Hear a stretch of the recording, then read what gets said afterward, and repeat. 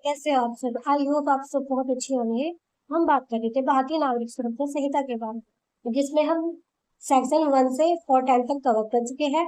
और आज से करने वाले हैं हम सेक्शन 411। और अगर चैप्टर की बात करें तो चैप्टर हमारा 30 चल रहा है, ठीक है।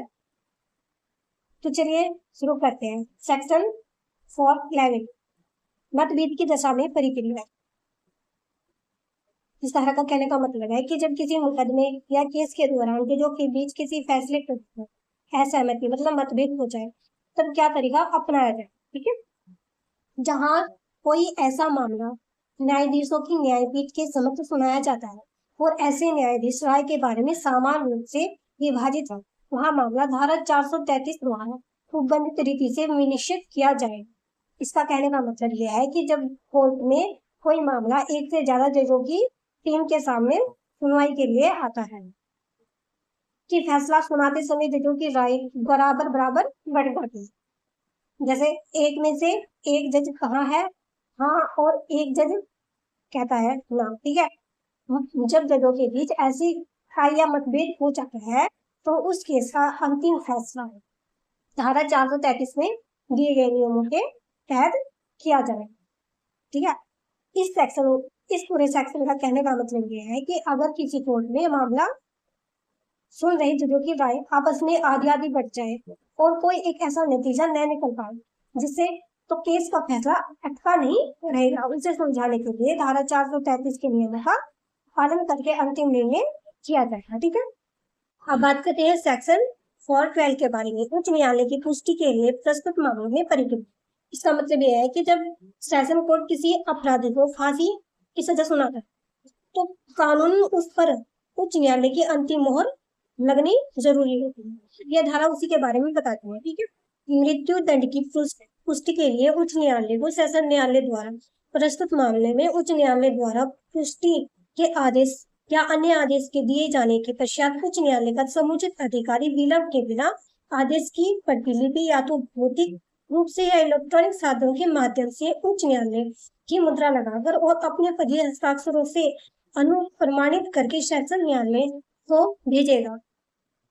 देखिए, सेशन न्यायालय आदेश की प्रतिलिपि भौतिक रूप से इलेक्ट्रॉनिक साधनों के माध्यम से उच्च न्यायालय की मुद्रा लगाकर अपने हस्ताक्षरों से अनुप्रमाणित करके सेशन न्यायालय को भेजेगा।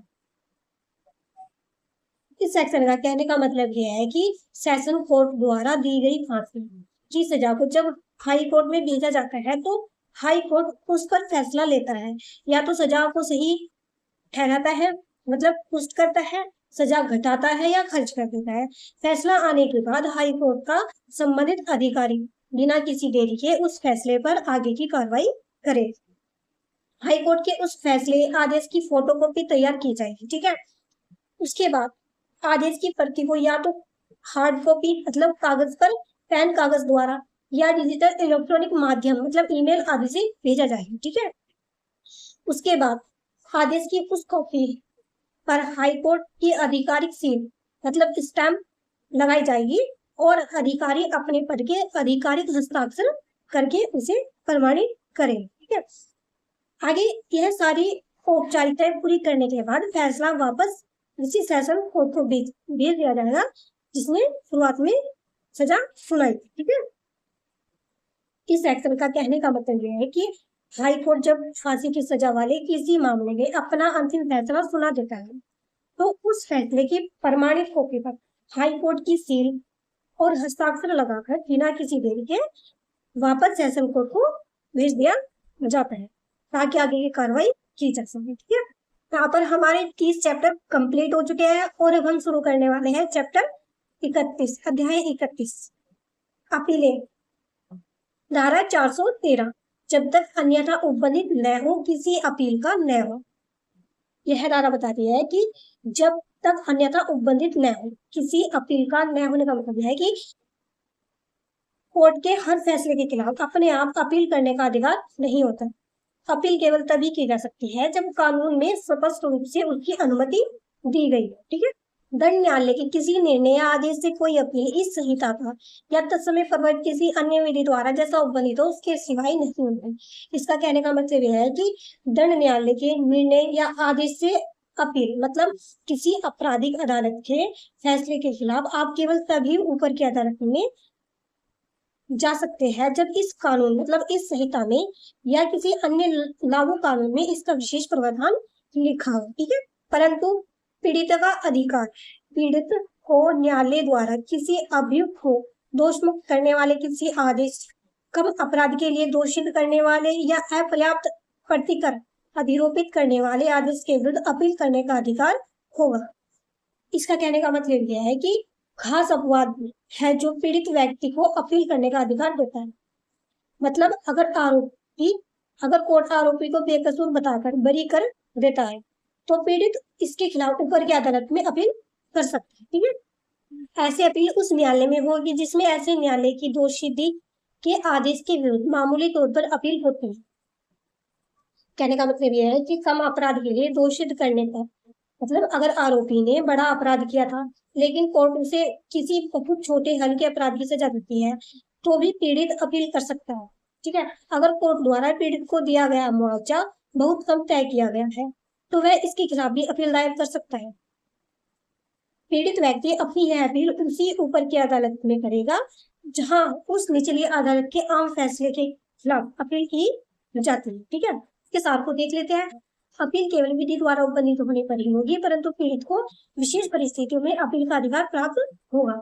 इसका कहने का मतलब यह है कि अपील तभी हो सकती है जब कानून इसकी इजाजत दे, लेकिन पीड़ित को यह खासकर अधिकार है कि अगर आरोपी छूट जाए तो उसे बहुत कम सजा मिले या मुआवजा बहुत कम मिले तो वह बड़ी अदालत में अपील कर सकता है। ठीक है, अब बात करते हैं धारा 414 के बारे में।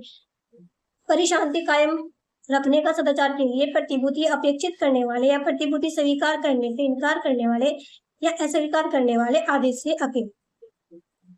इसका कहने का मतलब है कि शांति बनाए रखने या अच्छे आचरण के लिए जमानत देने के आदेश के खिलाफ या जमानती को अस्वीकार करने के आदेश के खिलाफ अपील दायर करने की प्रक्रिया के बारे में बताता है। ठीक है, नंबर 1, जिसे परिशांति कायम रखने या सदाचार के लिए प्रतिभूति देने के लिए धारा 136 के अधीन आदेश दिया गया है या इसका कहने का मतलब यह है कि अगर किसी व्यक्ति को अदालत द्वारा समाज में शांति कायम रखने या अच्छा व्यवहार बनाए रखने के लिए सिक्योरिटी जमा करने का आदेश धारा 136 के तहत दिया गया है।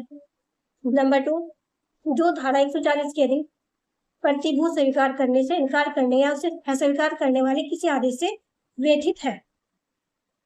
इसका नंबर 2 कहता है कि अगर किसी व्यक्ति ने अपनी जमानत के लिए किसी जमानती को पेश किया था लेकिन कोर्ट ने धारा 140 के तहत उस पर जमानती को स्वीकार करने से मना या अस्वीकार कर दिया है और वह व्यक्ति इससे दुखी तो ऐसा कोई भी पीड़ित व्यक्ति इस तरह के आदेश के खिलाफ सेशन कोर्ट में अपील कर सकता है। परंतु इस धारा की कोई बात उन व्यक्तियों को लागू नहीं होगी जिनके विरुद्ध कार्रवाई सेशन न्यायाधीश के समक्ष धारा 141 की उपधारा 2 या उपधारा 4 के उपबंधों के अनुसार रखी गई। इसका कहने का मतलब यह है कि यह नियम उन लोगों पर लागू नहीं होगा जिनके खिलाफ कार्रवाई सीधे सेशन जज के सामने धारा 141 की उपधारा 2 उपधारा 4 के तहत चल रही है। नोट, यह प्रावधान परिशांति सदाचार बनाए रखने हेतु जारी आदेश के विरुद्ध अपील का अधिकार प्रदान करता है कुछ परिस्थितियों को छोड़कर। इसमें कहा है कि अगर मजिस्ट्रेट किसी व्यक्ति को शांति अच्छे आचरण के लिए बॉन्ड भरने का आदेश देता है या उसकी जमानत के बंदे को खारिज कर देता है तो वह व्यक्ति इसके खिलाफ सेशन कोर्ट में अपील कर सकता है उन मामलों को छोड़कर जो सीधे सेशन जज के समक्ष धारा 141 के तहत चल रहे हैं। ठीक है, अब बात करते हैं धारा 415 के बारे में। दोषी से अपील। यह धारा बताती है कि जब किसी व्यक्ति को अदालत द्वारा दोषी ठहराया जाता है तो वह फैसले के खिलाफ ऊपरी अदालत में अपील कहाँ और कैसे कर सकता है, यह धारा उसी के बारे में। ठीक है, क्लोज 1, कोई व्यक्ति जो उच्च न्यायालय द्वारा असाधारण प्रारंभिक दांडिक अधिकारी के प्रयोग में किए गए विचार में दोषी किया गया है उच्चतम न्यायालय में अपील कर सके। इसका क्लोज 1 कहता है कि अगर किसी व्यक्ति को हाई कोर्ट मतलब उच्च न्यायालय ने अपने विशेष क्षेत्र अधिकार में ट्रायल चलाकर दोषी ठहराया है तो वह व्यक्ति उच्चतम न्यायालय में अपील कर सकता है। क्लोज 2, कोई व्यक्ति जो सेशन न्यायाधीश या अपर सेशन न्यायाधीश द्वारा किए गए विचारण में या किसी अन्य न्यायाधीश द्वारा किए गए विचारण में दोषित किया गया है, तो जिसमें 7 वर्ष से अधिक के कारावास का दंडादेश जिसके विरुद्ध या उसी विचार में दोषित किए गए किसी अन्य व्यक्ति के विरुद्ध किया गया है, तो उच्च न्यायालय में अपील कर सकेगा। इसका क्लोज तो कहता है कि अगर किसी व्यक्ति को सेशन न्यायाधीश मतलब सेशन जज, अपर सेशन न्यायाधीश मतलब एडिशनल सेशन जज या किसी अन्य कोर्ट द्वारा 7 साल से अधिक के कारावास की सजा दी गई है, तो वह व्यक्ति हाई कोर्ट मतलब उच्चतम न्यायालय में अपील कर सकता है। अब बात करते हैं क्लोज 3 के बारे में। तो धारा 2 में जैसा उपबंधित है उसके सिवाय कोई व्यक्ति पॉइंट ए प्रथम वर्ग मजिस्ट्रेट या द्वितीय वर्ग मजिस्ट्रेट द्वारा किए गए विचारण में दोषित किया गया है, या पॉइंट बी जो धारा 364 के अधीन दंडादेश किया गया है, या पॉइंट सी जिसके बारे में किसी मजिस्ट्रेट द्वारा धारा 401 के अधीन आदेश दिया गया है या दंडादेश पारित किया गया है, सेशन न्यायालय में अपील कर सकेगा। इसका क्लोज 3 कहता है कि सेशन न्यायालय में अपील मतलब मजिस्ट्रेट के फैसलों की थी। तो उसका पॉइंट ए कहता है कि प्रथम वर्ग या द्वितीय वर्ग मजिस्ट्रेट द्वारा दोषी ठहराया जाना, या पॉइंट बी कहता है कि धारा 364 के तहत सजा पाना, या पॉइंट सी कहता है कि किसी मजिस्ट्रेट द्वारा धारा 401 के तहत सजा या आदेश दिया जाना। इन मामलों में सेशन न्यायालय में अपील दायर कर सकता है। तो देख क्लोज 4 के बारे में। जब कोई अपील भारतीय न्याय संहिता 2023 की धारा 64 धारा 65 के अधीन पारित किसी कारावास के विरुद्ध फाइल की गई है, तो अपील फाइल करने की तारीख से 6 मास की अवधि के भीतर ऐसी अपील का निपटारा किया जाएगा। इसका क्लोज 4 कहता है कि यदि यह अपील बीएनएस की 2023 की धारा 64-65 वो महिलाओं के खिलाफ गंभीर अपराधों से संबंधित के तहत दी गई सजा के खिलाफ है, तो ऐसी अपील का निपटारा अपील दायर करने की तारीख से 6 महीने के भीतर करना अनिवार्य है। ठीक है, इसके उद्देश्य के बारे में बात कर लेते हैं। दोषित व्यक्ति को उच्चतम न्यायालय में अपील का अधिकार देना या न्याय के सिद्धांत और निष्पक्ष सुनवाई को सुनिश्चित करना। दोषी ठहराए गए व्यक्ति को यह अधिकार देती है कि वह सजा के आधार पर कोर्ट के स्तर के हिसाब से सेशन कोर्ट, हाई कोर्ट या सुप्रीम कोर्ट में अपील कर सकेगी। साथ ही गंभीर अपराधों में पीड़ित को जल्द न्याय देने के लिए 6 महीने में फैसला सुनाने की समय सीमा तय करती है। ठीक है, अब बात करते हैं धारा 416 के बारे में। कुछ मामलों में जब अभियुक्त दोषी होने का विवेचन करे अपील दायर होना। इसका कहने का मतलब यह है कि जब आरोपी खुद अपना गुनाह स्वीकार कर लेता है तो फैसले के खिलाफ अपील करने के क्या नियम होंगे। ठीक है, धारा 415 में किसी बात के होते हुए जहां अभियुक्त व्यक्ति ने दोषी होने का अभिवचन किया है और ऐसे अभिवचन पर वह दोषित किया गया है, वहां इसमें कहा गया है कि अगर किसी आरोपी ने अदालत के सामने खुद मान लिया है कि उसने गुनाह किया है और कोर्ट ने उसके इस कबूलनामे के आधार पर ही उसे दोषी ठहराया है, तो वह आम तरीके से अपील नहीं कर सकता है। नंबर 1, यदि दोषी कुछ न्यायालय द्वारा की गई है तो कोई अपील नहीं होगी। इसका कहने का मतलब यह है कि अगर आरोपी ने हाई कोर्ट मतलब उच्च न्यायालय के सामने अपना गुनाह कबूल कर लिया था और हाई कोर्ट ने उसे दोषी ठहराया है, तो उसके खिलाफ कोई अपील नहीं होगी। ठीक है, नंबर 2, यदि दोषी सेशन न्यायालय या प्रथम वर्ग मजिस्ट्रेट या द्वितीय वर्ग मजिस्ट्रेट द्वारा की गई है, तो अपील दंड के परिणाम या उसकी वैधता के बारे में ही हो सकेगी, अन्यथा नहीं। इसका पॉइंट 2 का कहने का मतलब यह है कि अगर आरोपी ने सेशन कोर्ट प्रथम वर्ग मजिस्ट्रेट मतलब जुडिशियल मजिस्ट्रेट फर्स्ट क्लास या किसी वर्ग magistrate judicial magistrate second class के सामने अपना अपराध स्वीकार किया है, तो वह सीधे फैसले या दोषी को चुनौती नहीं दे सकता है। वह केवल 2 बातों पर ही अपील कर सकता है।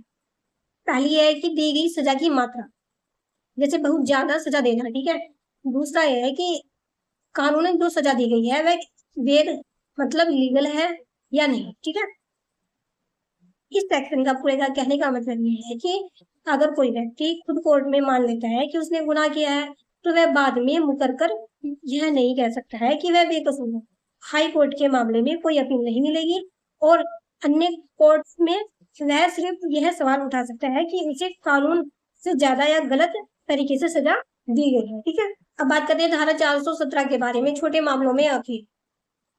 धारा 415 में किसी बात के होते हुए दोषी व्यक्ति का कोई अपील निम्नलिखित में से किसी मामले में न होगी। अर्थात इस धारा का कहने का मतलब यह है कि छोटे मामलों में अपील न होगा। इसका मतलब यह है कि बहुत छोटे या मामूली अपराधों में जिनमें बहुत कम सजा जुर्माना होता है, दोषी व्यक्ति को ऊपरी अदालत में अपील दायर करने का अधिकार नहीं होता है। पॉइंट ए, जहां उच्च न्यायालय केवल 30 मास से अनधिक की अवधि के कारावास का या 1000 रुपए से अनधिक जुर्माने का या ऐसे कारावास या जुर्माने दोनों का दंडादेश पारित करता है।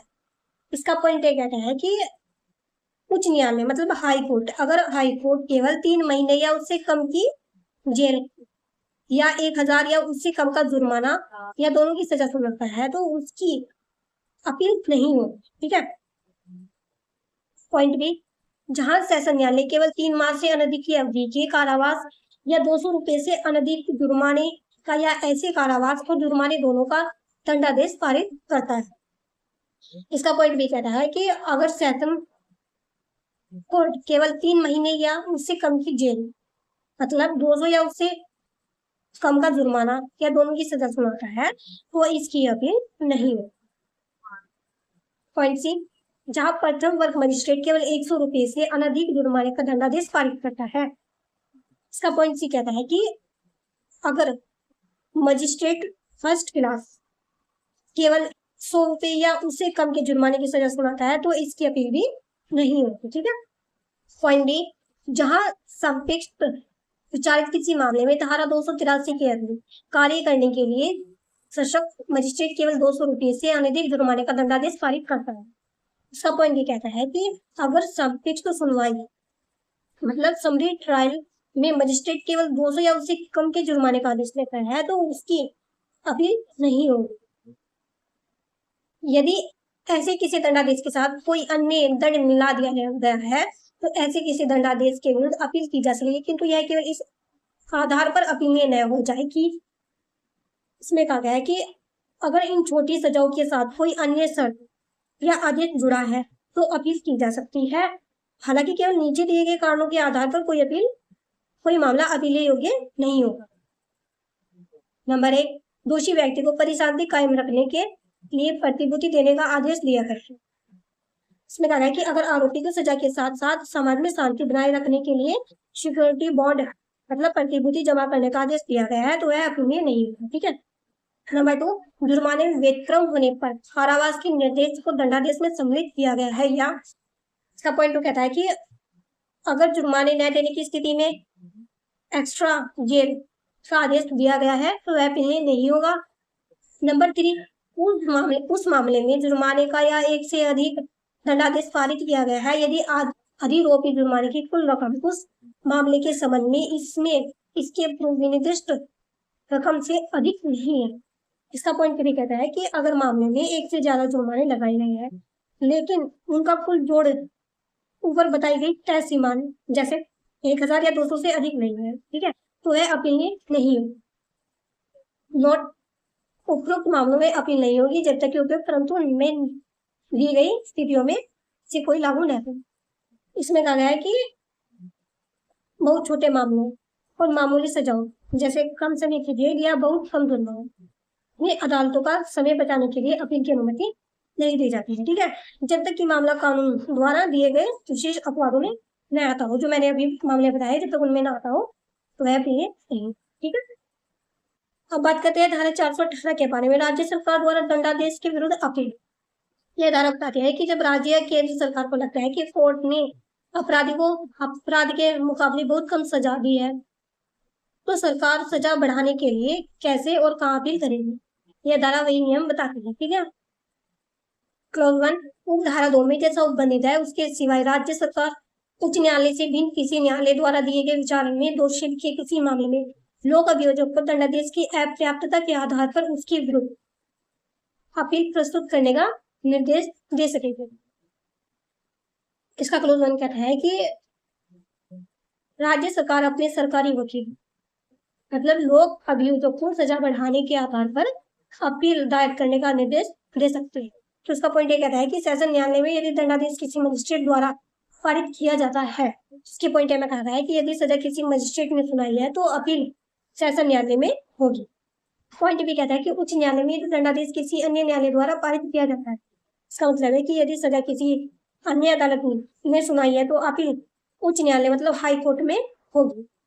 क्लोज टू, यदि ऐसी दोषसिद्धि किसी ऐसे मामले में है जिसमें अपराध का अन्वेषण इस संहिता से भिन्न किसी केंद्रीय अधिनियम के अधीन अपराध का अन्वेषण करने के लिए सशक्त किसी अन्य अभिकरण द्वारा किया गया है, तो केंद्र सरकार भी लोक अभियोजक को दंडादेश के अपर्याप्तता के आधार पर उसके विरुद्ध अपील करने का निर्देश दे सकेगी। इसका क्लोज को कहता है कि अगर मामले की जांच सीबीआई जैसे किसी केंद्रीय एजेंसी द्वारा केंद्रीय कानून के तहत की गई है, तो केंद्र सरकार भी सरकारी वकील को सजा बढ़ाने के लिए अपील का निर्देश दे सकती है। ठीक है। पॉइंट ए, सेशन न्यायालय में दंडादेश किसी मजिस्ट्रेट द्वारा पारित किया जाता है। उसका पॉइंट ये कहता है कि मजिस्ट्रेट के फैसले के खिलाफ सेशन न्यायालय में। पॉइंट बी, उच्च न्यायालय में यदि दंडादेश किसी न्यायालय द्वारा पारित किया जाता है। पॉइंट बी कहता है अन्य अदालत के फैसले के खिलाफ उच्च न्यायालय में अपील की जाती है। तो क्लोज 3, जब दंडादेश के विरुद्ध अपर्याप्तता के आधार पर अपील की गई है, तब यथास्थिति सेशन न्यायालय या उच्च न्यायालय उस दंडादेश में वृद्धि तब तक नहीं करेगा जब तक कि अभियुक्त ऐसी वृद्धि के विरुद्ध कारण दर्शित करने का युक्तियुक्त अवसर नहीं दे दिया गया है और कारण दर्शित करते समय अभियुक्त अपनी दोष मुक्ति के लिए या दंडादेश में कमी करने के लिए अभियोजन कर सकेगा। इसका क्लोज 3 कहता है कि जब सजा बढ़ाने की अपील की जाती है तो कोर्ट तब तक सजा नहीं बढ़ाएगी जब तक कि अभियुक्त मतलब आरोपी को अपना पक्ष रखने और कारण बताने का सही मौका न मिल जाए। ठीक है। इस सुनवाई के दौरान आरोपी अपने आप को बेकसूर साबित करने या सजा न बढ़ने की दलील भी दे सकता है। ठीक है। क्लोज 4, जब कोई अपील भारतीय न्याय संहिता 2023 की धारा 64, 70, 71 के अधीन पारित किसी कारावास के विरुद्ध फाइल की गई है तो अपील फाइल करने की तारीख से 6 मास की अवधि के भीतर किसी अपील का निपटारा किया जाएगा। क्लोज 4 का कहने का मतलब यह है कि गंभीर अपराधों में 6 महीने की सीमा मतलब बीएनएस 2023 की धारा 64, 65, 70, 71 जो महिलाओं के खिलाफ गंभीर अपराधों से जैसे बलात्कार आदि के तहत दी गई सजा के खिलाफ है, अपील का निपटारा अपील दायर करने की तारीख से 6 महीने के भीतर करना अनिवार्य होता है। ठीक है। धारा 419 के बारे में दोष मुक्ति की दशा में अपील।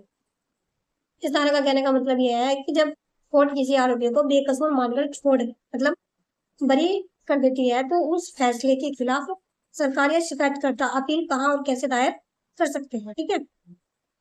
क्लोज 1, उपधारा 2 में जैसा अन्यथा उपबंधित है उसके सिवाय खुद उपधारा 3 और उपधारा 5 के उपबंधों के अधीन रहते हैं। पॉइंट ए, किसी मामले में लोक अभियोजक को किसी संज्ञेय और अहम जमानती अपराध के संबंध में किसी मजिस्ट्रेट द्वारा पारित दोष मुक्ति के आदेश से सेशन न्यायालय में अपील प्रस्तुत करने का निर्देश दे सकेगा। इस क्लोज में कहा गया है कि गंभीर मतलब संज्ञेय और अजमानती अपराधों में अगर किसी मजिस्ट्रेट ने आरोपी को बरी किया है तो डीएम सरकारी वकील को सेशन न्यायालय में अपील करने का आदेश दे सकता है। ठीक है। पॉइंट बी, किसी मामले में लोक अभियोजक को उच्च न्यायालय से भिन्न किसी न्यायालय द्वारा पारित दोष मुक्ति के मूल अपीली आदेश से जो खंड कै के अधीन आदेश नहीं है या पुनरीक्षण में सेशन न्यायालय द्वारा पारित दोष मुक्ति के आदेश से उच्चतम न्यायालय में अपील प्रस्तुत करने का निर्देश दे सकेगी। इसका पॉइंट भी कहता है कि अन्य किसी अदालत जैसे सेशन कोर्ट द्वारा आरोपी को बरी करने के फैसले के खिलाफ राज्य सरकार सरकारी वकील को उच्च न्यायालय मतलब हाई कोर्ट में अपील करने का आदेश दे सकती है। दोस्तों, यदि ऐसा दोष मुक्ति का आदेश किसी ऐसे मामले में पारित किया जाता है जिसमें आपराधिक संहिता से भिन्न किसी केंद्रीय अधिनियम अधीन अपराध का अन्वेषण करने के लिए सशक्त किसी अन्य अभिकरण द्वारा किया गया है तो केंद्रीय सरकार उपधारा 3 के उपबंधों के अधीन रहते हुए लोक अभियोजक को पॉइंट ए, दोष मुक्ति के ऐसे आदेश से जो संज्ञेय या जमानती के संबंध में किया मजिस्ट्रेट द्वारा पारित किया गया है सेशन न्यायालय में। इसका क्लोज टू कहता है कि केंद्र सरकार का अधिकार मतलब केंद्रीय एजेंसियों के मामले में अगर जांच सीबीआई जैसे केंद्रीय एजेंसी ने की है तो केंद्र सरकार की बरी किए जाने के आदेश के खिलाफ अपील का निर्देश दे सकती है। मजिस्ट्रेट के फैसले के खिलाफ सेशन न्यायालय में और अन्य अदालतों के फैसले के खिलाफ उच्च न्यायालय में अपील की जा सकती है। ठीक है। अब बात करते हैं क्लोज 3 के बारे में। उपधारा 1 उपधारा 2 के अधीन उच्च न्यायालय को कोई अपील उच्च न्यायालय की अनुमति के बिना ग्रहण नहीं की जाएगी। इसका क्लोज 3 कहता है कि उपधारा 1 उपधारा 2 के तहत हाई कोर्ट में अपील तभी स्वीकार की जाएगी जब हाई कोर्ट इसकी पूर्व अनुमति दे दे। क्लोज 4, यदि दोष मुक्ति का ऐसा आदेश परिवाद पर संस्थित किसी मामले में पारित किया गया है और उच्च न्यायालय परिवादी द्वारा उसके इस निमित्त आवेदन पर किए जाने पर दोष मुक्ति के आदेश की अपील करने की विशेष अनुमति देता है तो परिवादी ऐसे अपील उच्च न्यायालय प्रस्तुत कर सकेगा।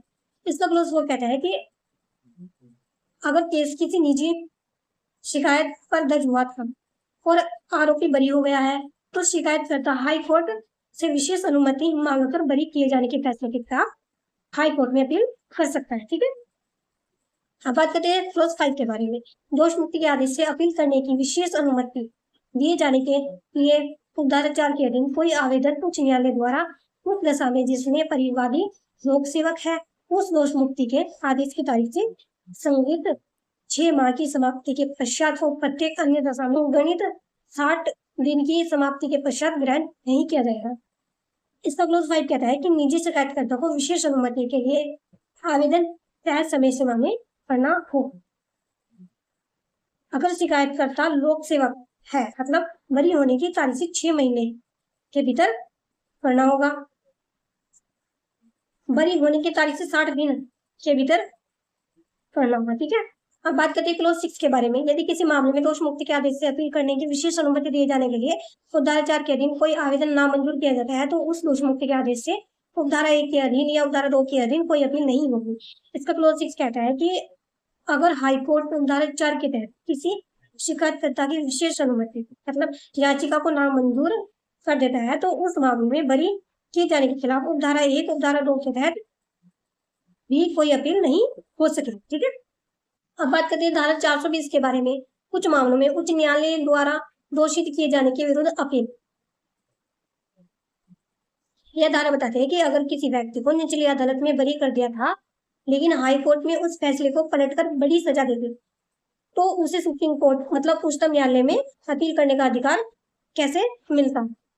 यदि उच्च न्यायालय ने अभियुक्त व्यक्ति के दोष मुक्ति के आदेश को अपील में उलट दिया है और उसे दोषित किया है तथा उसे मृत्यु या आजीवन कारावास या 10 वर्ष या अधिक की अवधि के कारावास का दंड दिया है तो वह उच्च न्यायालय में अपील कर सकेगा। निचली अदालत मजिस्ट्रेट द्वारा दोष मुक्ति का आदेश उच्च न्यायालय में अपील में दोष मुक्ति के आदेश को उलट दिया और अभियुक्त को दोषित किया है और दंड दिया गया है। ठीक है, तो दंड की स्थिति ये होगी कि मृत्यु दंड, आजीवन कारावास, 10 वर्ष या अधिक की अवधि का कारावास। यह प्रावधान अभियुक्त को सर्वोच्च न्यायिक मंच पर न्याय प्राप्त करने का अधिकार प्रदान करता है। इसमें कहा गया है कि सबसे पहले निचली अदालत जैसे मजिस्ट्रेट या सेशन कोर्ट ने आरोपी को बेकसूर मानते हुए बरी कर दिया था। ठीक है, उसके बाद ही मामला हाई कोर्ट उच्च न्यायालय में अपील के लिए गया।